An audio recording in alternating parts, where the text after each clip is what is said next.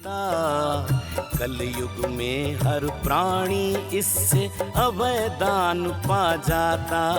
ये है भक्तामर गाथा। तन के हैं साथी सभी, कर्म का कोई नहीं साथी। तन के साथ संसार जुड़ा है।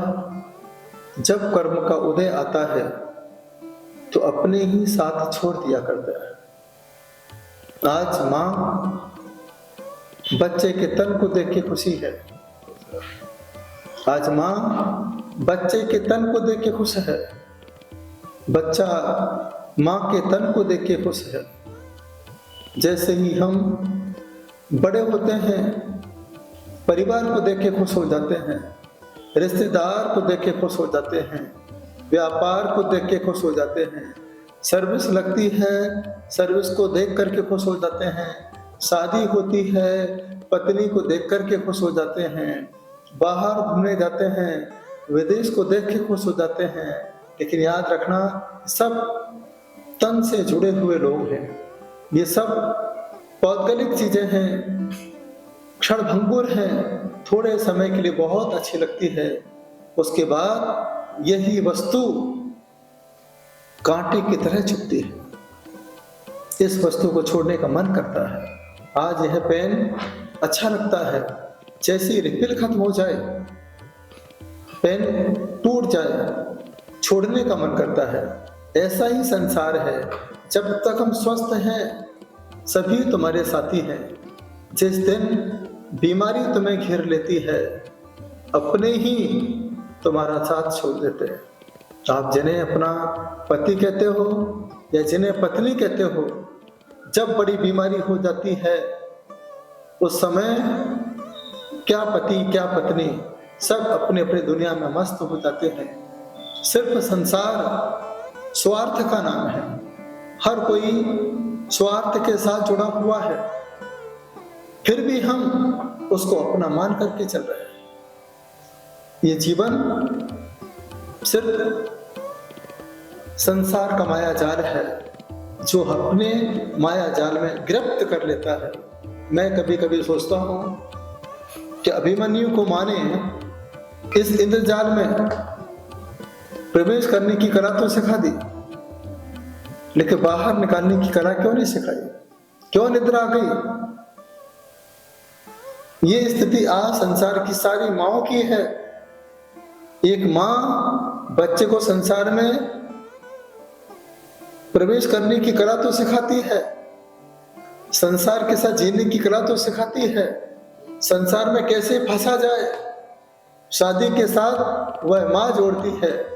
लेकिन आज तक किसी माँ ने सोचा कि मेरा बेटा इस चक्रव्यूह से बाहर निकले। जब बच्चा कहता है माँ मुझे इस चक्रव्यूह से बाहर निकलना है, माँ को मोह रूपी निद्रा आ जाती है। एक कान से सुनती है, दूसरे कान से निकालती है, क्योंकि हर मोह से जुड़ी हुई माँ को संसार के त्याग की बात कभी पसंद नहीं आती है। इसी का नाम तो संसार है। एक व्यक्ति हर दिन नदी के किनारे बैठ कर के ध्यान लगाता था। वहां से राजा गुजरता था, देखता था सुबह से लेकर शाम तक ये नदी के किनारे बैठता है, करता क्या है, इसकी जीविका कैसे चलती होगी, परिवार कैसे चलता होगा, ये क्या करता है। रहा नहीं गया। एक दिन जैसे उसका ध्यान पूरा हुआ, राजा वहीं खड़ा रहा, पूछा कि आप यहाँ सुबह से लेकर शाम तक बैठे रहते हो, आपका घर कैसे चलता होगा, आपके परिवार के लोग आपसे कुछ नहीं कहते हैं? उस व्यक्ति ने बहुत अच्छा जवाब दिया, बोले मैं यहाँ पर बैठ करके अपने आप से बातें करता हूँ। बोले आप तो अपने आप से बात करते हो, लेकिन जो परिवार आपसे बात करना चाहता है वो आपसे कब बात करेगा? आपको तनख्वाह कहां से मिलेगी? आपको वेतन कौन देगा? उस व्यक्ति ने कहा आपने तनख्वाह कहा है। तनख्वाह कब मिलती है? जब मैं तन को किसी के हवाले कर देता हूँ, उसके हिसाब से इस तन को चलाता हूँ, तब मुझे तनख्वाह मिला करती है। वेतन, मुझे वेतन की जरूरत नहीं है, फिर भी आपने कहा कि वेतन कहाँ से मिलता है? क्योंकि मैं यहाँ पर बैठता हूँ वेतन, बिना तन के बैठता हूँ, तन के प्रति मेरा कोई राग नहीं होता है, इसलिए मैं यहाँ पर अपनी आत्मा से बात किया करता हूँ। जो तन से जुड़ता है उसे वेतन चाहिए, जो तन को किसी के हवाले कर देता है उसे तनख्वाह चाहिए। याद रखना, आज आप किसी के यहाँ नौकरी कर रहे हो, क्या कभी अपने मन से कुछ कर सकते हो? आज जो आईटी फील्ड में जॉब करते हैं बच्चे, कितना डिप्रेशन में रहते हैं। पत्नी को समय नहीं, बच्चों को समय नहीं, माता पिता को समय नहीं, 24 घंटे उनके कान में ईयरफोन लगा रहता है। सिर्फ 50,000, 1 लाख, 2 लाख में आपने अपनी पूरी जिंदगी बेच दी। एक पल के लिए आप परिवार के बारे में, अपने बारे में क्या सोच सकते हो? सोचो। जो जहां नौकरी करता है उनका जीवन कैसा है? जिस प्रकार से पशु का जीवन होता है उसी प्रकार का जीवन नौकरी करने वाले का होता है। क्या किया आपने पूरे जीवन भर?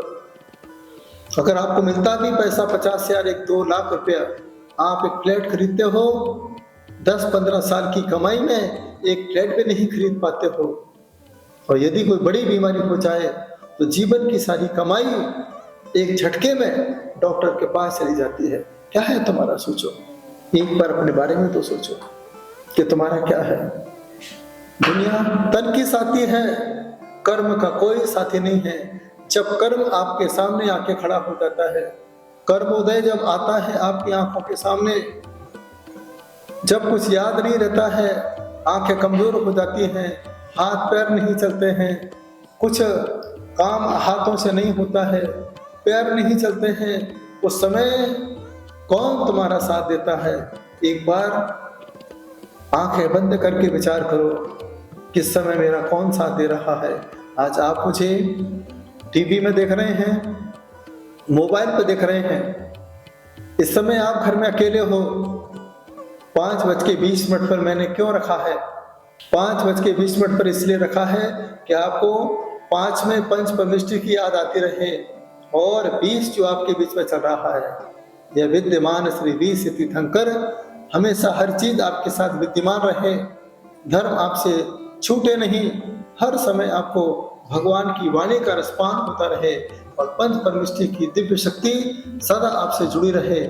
इसलिए मैं इस समय आपसे बात करता हूँ। मेरी भावना यही है कि आप घर में रहकर आत्मा के प्रति विचार करें, आत्मशक्ति से अटैचमेंट हो, आत्मशक्ति को जागृत करने का प्रयास करेंगे, तो ही आज आप घर में अकेले बैठे हो। मैं जानता हूँ इस समय तुम्हारे बच्चे, तुम्हारे परिवार के कमाने वाले आपसे दूर जा चुके हैं, इसलिए आप टीवी का सहारा लेकर के आप मुझे सुन रहे हो। यही चाहता हूँ, अगर आप इस समय अकेले हैं तो फिर अकेले होने का एहसास करो। मरने के बाद दुनिया तुम्हें अकेले कर दे, इससे अच्छा है कि आप जीते जी अकेले हो जाओ। मरने के बाद कोई तुम्हें एकांत में ले जाए, इससे अच्छा है कि आज आप टीवी के सामने जीते जी एकांत में चले जाएं। जो एकांत में चला जाता है वह अंत में अपनी आत्मा को एक कर सकता है, अपनी आत्मा का उद्धार, अपनी आत्मा का कल्याण कर सकता है। तो जीवन में जब आप बैठे सुने, ध्यान से सुने, एक ही बात याद रखा करें कि संसार में मेरा कौन कब किस समय क्या साथ दे सकता है। कोई दे सकता है, डॉक्टर के पास जाते हैं, क्या डॉक्टर तुम्हारा साथ देता है? एक बार विचार तो करो। डॉक्टर कब तक साथ देगा? जब आपके पास पॉकेट में पैसा होगा। पैसा खत्म होते ही डॉक्टर आपको सॉरी बोलेगा और आपको अस्पताल से बाहर कर देगा। आज स्वार्थ की दुनिया है। जब तक बड़े बुजुर्गों के हाथ चलते हैं, घर में काम होता है, तब तक बहू भी मम्मी जी कह के पुकारती है। जिस दिन आपके हाथ पैर चलने बंद हो जाते हैं, कमरे में अकेले बैठे रहते हो, खुल्ल करते हो, कुछ काम नहीं होता है, उस समय बहू क्या सोचती होगी? उस समय सोचती होगी एक कमरा घेर के बैठी है, हे भगवान इसे उठा ले जिससे मेरे घर में शांति रहे, दिन रात अशांति कर रखी है। जब ये शब्द तुम्हारे कान में गूंजते होंगे उस समय आपको कैसा लगता होगा?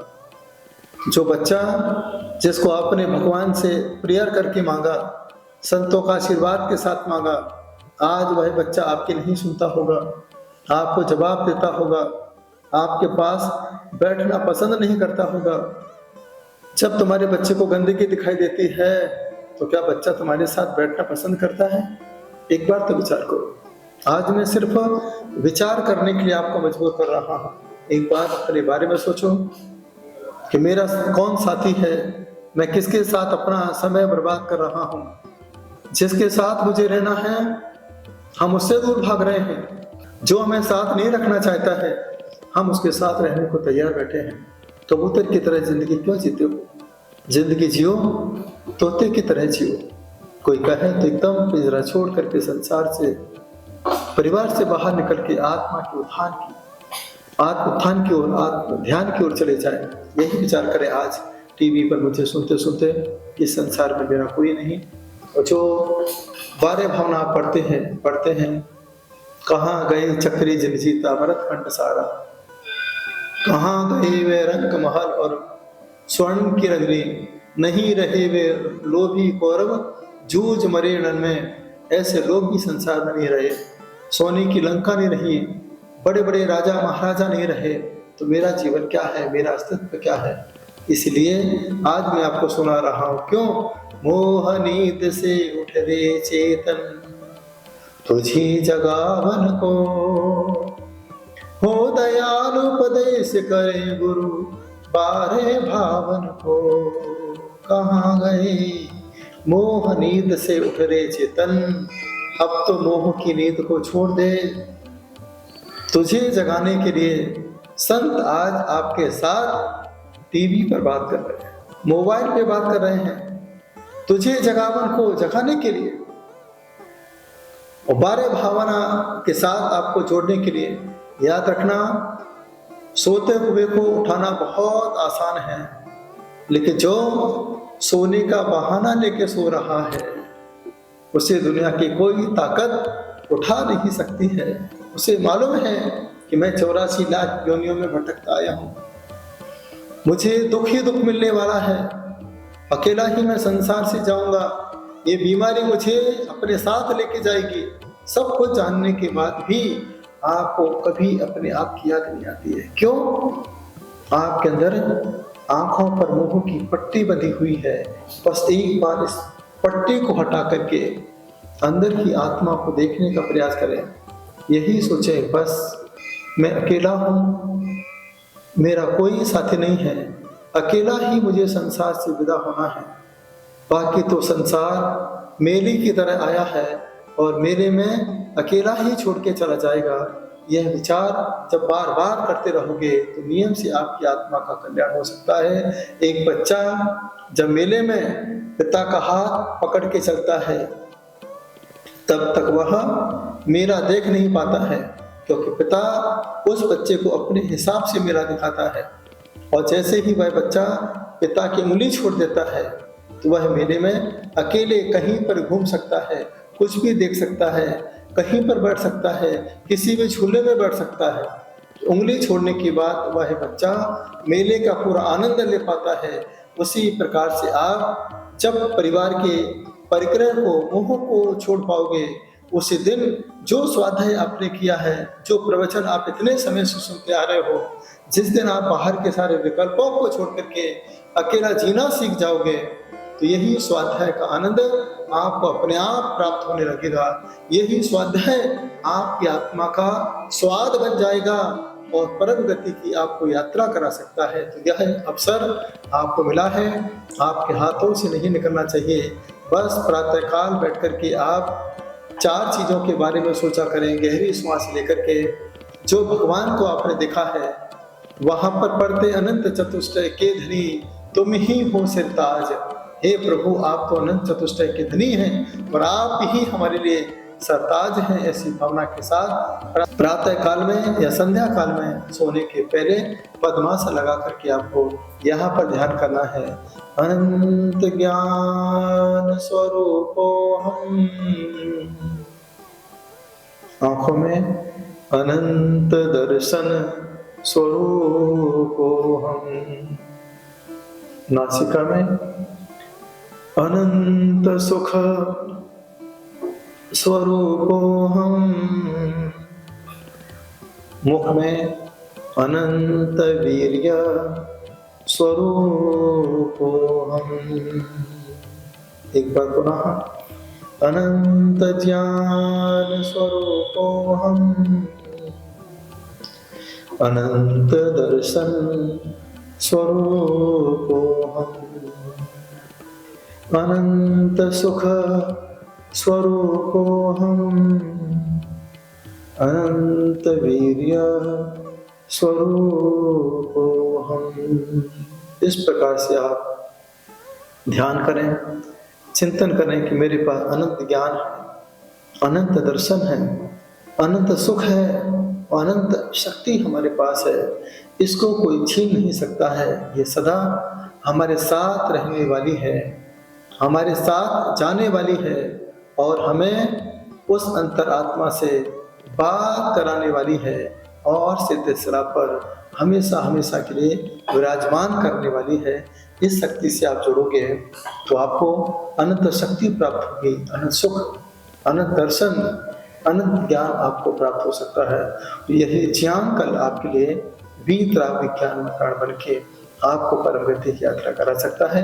तो आप छोड़ दें, ये संसार तन का साथी है, कर्म में कोई साथ नहीं देता है।